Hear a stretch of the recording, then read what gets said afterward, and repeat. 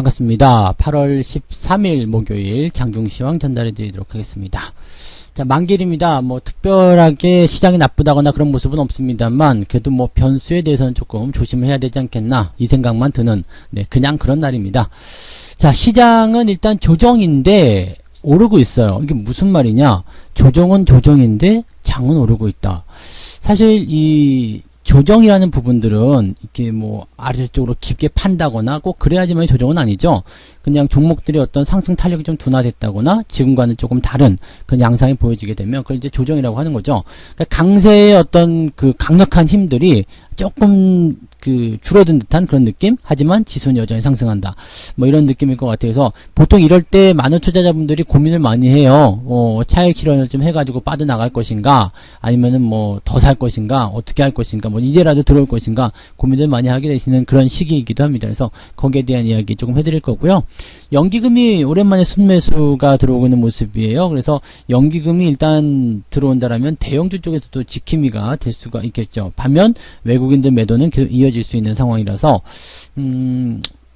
일단 여기서 외국인 매수만 들어오게 된다고 하더라도 시장은 좀 많이 더 오를 텐데 외국인들이 이제 또다시 매도세로 전환이 되고 있다. 근데 이 매도도 또 그때처럼 이렇게 생각하시면 될 것 같아요. 그냥 뭐 오르는 종목에 대한 투자가 새롭게 이루어지는 거지. 그러니까 그동안 많이 올라온 종목들에 대한 차익 실현이 들어가서 새롭게 올라갈 종목에 집어넣는다. 이런 식으로 우리가 해석하시면 될 것 같아요. 그리고 강세장에 대한 투자 전략들을 우리가 좀 세워보시면 좋을 것 같습니다. 오늘 차트 보면서 설명을 이어가도록 하죠. 코스피 시장 여전히 뭐 상승세 계속 유지하고 있습니다. 과매수 국면이 조금 해소가 돼야 될 텐데 생각보다 계속 올라가고 있기 때문에 이런 상황이 계속 지속이 된다고 한다라면 약간의 이제 변화가 생길 수 있는 그런 포지션이 나타날 수 있습니다. 그래서 뭐 횡보가 됐든 아니면 아래쪽 조정이 됐든 간에 뭐 여러모로 이제 그 안 좋은 모습이 좀 나타날 수 있겠죠. 근데 일단은 중요한 건 이거예요. 우리가 급등주를 공략하든 아니면 어떤 뭐 테마를 종합하든 주가가 일단 상승을 하고 있는 상태에서는 굳이 여러분들이 손을 댈 필요가 없습니다. 계속해서 올라가고 있는 종목들이고 계속해서 올라가고 있는 상황이기 때문에 올라가고 있는데 굳이 거기서 너 내려와야 해 라고 끄집어내릴 이유가 전혀 없다는 얘기죠. 이제 내려갈 거야 라고 하고 시장이 뭔가 제스처를 취하게 된다면 그때 내려오는구나 라고 생각하시면 될 거예요. 일단 뭐 시장 자체는 이제 급등주로 이제 해석할 수 있는 부분이 아니잖아요. 그러니까 상승세는 계속 올라가고 있다고 하더라도 급등주처럼 이렇게 뭐 단박에 몇십 프로씩 올라가는 그런 모습이 아니기 때문에 현재 시점이 일단 상승의 어떤 포지션 유지하는데 최선의 어떤 포인트가 아닌가 생각이 됩니다. 문제는 이제 이격이 계속 벌어지고 있다는 것인데 이 이격을 좁히기 위한 움직임을 어떤 식으로 보여줄 것이냐, 급하게 내릴 것이냐, 아니면 서서히 횡보할 것이냐, 아니면 상승의 탄력을 조금씩 늦출 것이냐, 뭐 이런 정도의 모습으로 보시면 되겠습니다. 그래서 뭐 아마 지금 같은 시기에서는 또는 뭐 시장뿐만 아니라 많이 올라온 종목들에 대한 투자도 마찬가지일 것 같아요.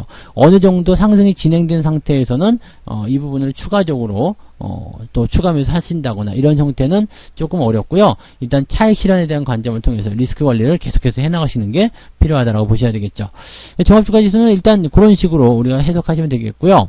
코스닥 같은 경우가 변동이 좀 심했죠. 어제 같은 경우 마이너스로 훅 내려갔다가 그래도 조금 올라왔고요. 그 다음에 어제 대비해서 오늘도 상승세가 이어지고 있는 모습입니다. 오늘은 그래도 기술주들이 반등을 해서 나스닥 쪽 분위기 좋아서 그런지 모르지만 코스닥 쪽에서도 1.65%가 상승하면서 다시 850포인트 위쪽으로 올라섰습니다. 항상 이제 그 자리에 계속 있다 보면 익숙해지는 모습들이 좀 나타나요. 그래서 이 자리 나한테 익숙한데 뭐 이런 거 있죠. 그런 부분들이 나타나게 되는데 코스닥도 마찬가지일 것 같아요. 일단은 위쪽에서 계속 머무는 시간들이 많아졌기 때문에 약간 익숙해졌을 수도 있겠지만 이렇게 패턴이 나왔을 경우에는 뭐라 그랬죠? 많이 올라온 상태에서 단기적인 변동성이 좀 커지게 되면 일단은 주의해야 될 필요성도 있다라는 것을 꼭 말씀드릴 수 있겠습니다. 종목 몇 개만 보면은요, 지금 강세장 마인드라는 부분들, 이 부분 우리가 좀 생각해야 되는 게요. 시장의 조정은 얕고 상승은 길다. 이게 바로 강세장 마인드입니다. 그래서 사실 최근에 이제 자동차 관련주들 뭐 화신뿐만 아니라 현대차 같은 종목들도 많이 말씀을 좀 드렸었지만은 우리가 이렇게 생각하시면 돼요. 조정이 들어올 것 같기는 한데 깊이 들어갈 것 같지는 않아. 그러면 어느 정도의 조정에 대한 부분들을 감안을 하고 상승에 대한 포지션을 이어갈 때 계속 따라가는 전략이죠. 왜냐하면 팔아가지고 밑에서 사고자 생각했는데 안 들어올 가능성도 굉장히 높거든요.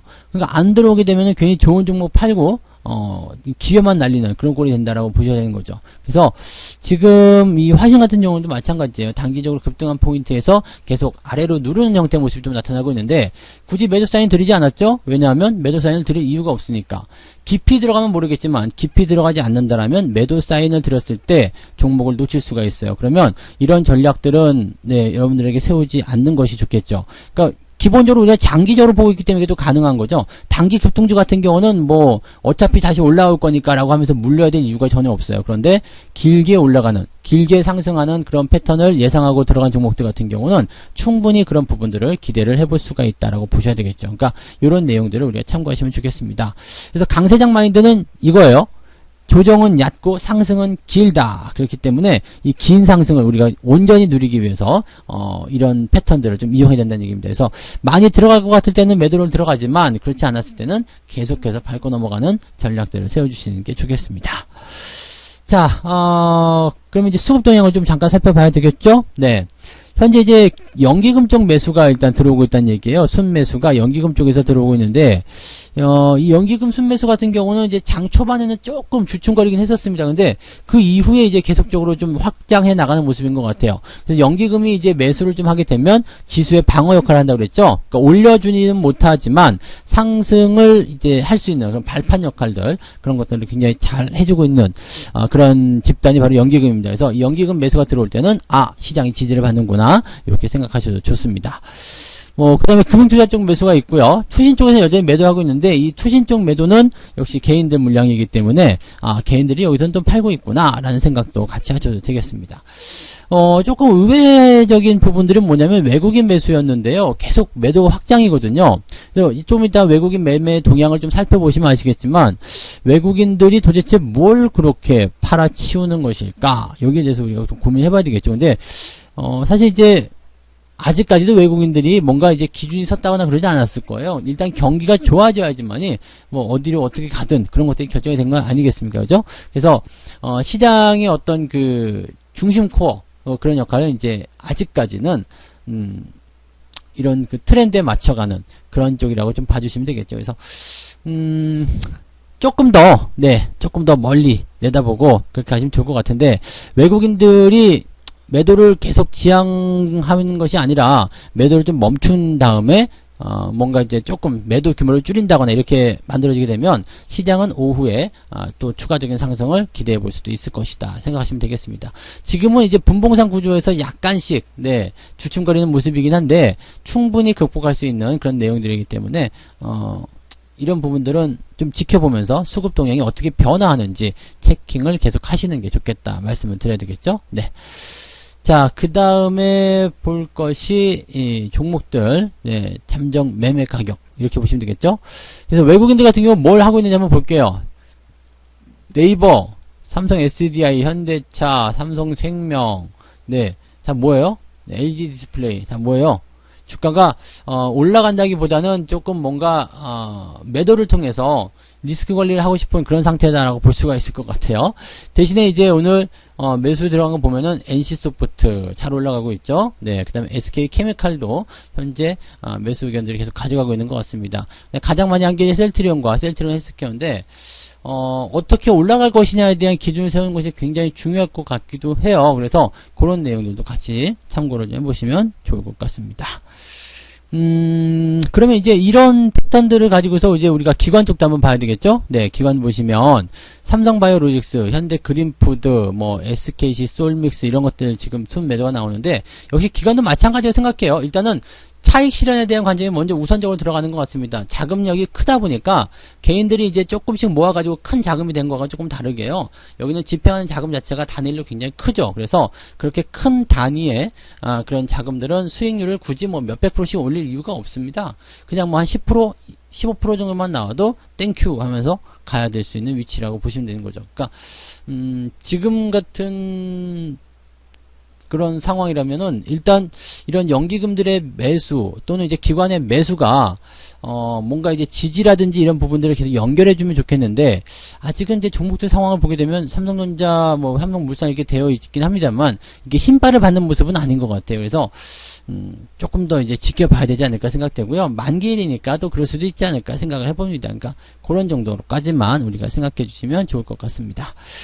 자, 그래서 오늘 이야기를 여기서 이제 마무리 지을 건데요. 이제 좀 더 이제 수급의 변화 같은 부분들은 오후에 살펴봐야 되기 때문에 좀 더 자세하게 들어가지 못했고요. 일단 시장만 딱 바라보게 되면, 네, 밀리더라도 크게 밀리지 않는다. 네, 그래서, 이제 상승에 대한 포인트를 계속 주도해 나갈 때 이렇게 밀리더라도 크게 밀리지 않는다라는 어떤 자신감을 가지고 들어가시면 조금 더 수익에 가깝게 더 빠르게 공격적으로 들어갈 수 있을 것이다. 이렇게 말씀을 드릴 수가 있겠습니다. 자, 오늘 장중 시황은 여기서 마치고요. 수급 동향들 잘 살펴보시면서 오후에 다시 뵙도록 하겠습니다. 고맙습니다. 본 방송에서 제공되는 모든 정보는 투자 판단의 참고 자료이며 투자의 최종 책임은 본 방송을 이용하는 본인에게 있습니다.